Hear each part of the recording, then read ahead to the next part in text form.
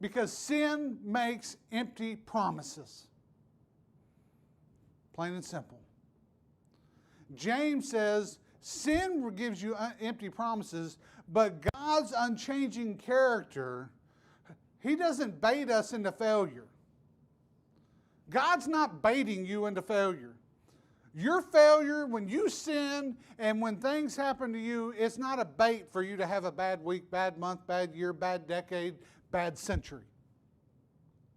Matter of fact, there's a lot of people in life that they blame their lives on God when they need to blame their lives on their own sinful desires. And that's what James is saying here. Everything that you have, every good gift that you have, it comes from God.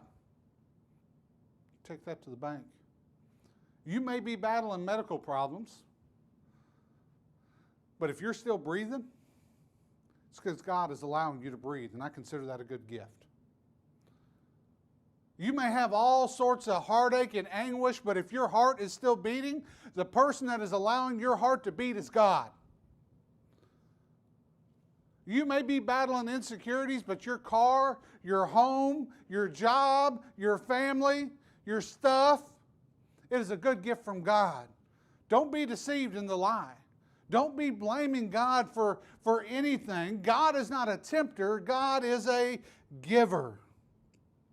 So today we'll see how James points us to the unshakable goodness of God in verses 16 through 18.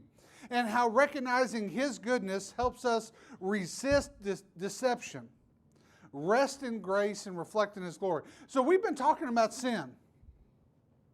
And we talked about last week, remember, we got to be in God's Word till God's Word gets into us. Remember, I said that twice last week. I'm going to say it again today because it's super important. But also getting into God's Word till God's Word gets in us, we got to change our viewpoint. We got to realize that when sin and temptation comes, instead of focusing on the sin and temptation, we need to focus on the goodness of God. I was teaching New Testament survey yesterday for Midwestern, and we have 3 students that come here. Matter of fact, we're going to be here 3 Saturdays in a row. I got to thank myself for that scheduling. But nevertheless, we were talking about sin and temptation, and we were dealing with the pastoral epistles. And one of my students said something I think was so profound. And she said,